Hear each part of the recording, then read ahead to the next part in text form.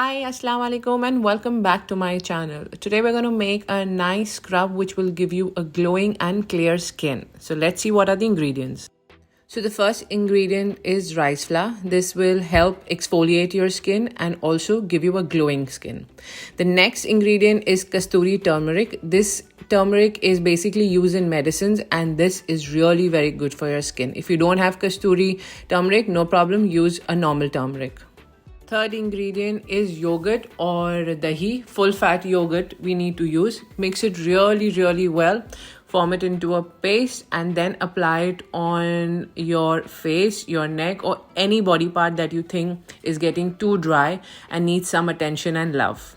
Leave it for 15 minutes and scrub it with warm water and then wash it off.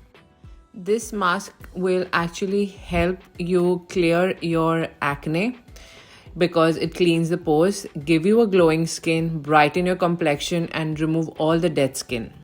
Try this mask at least twice in the week and see the difference yourself. Thank you for watching. Take care of yourself and do subscribe to my channel and ring the bell.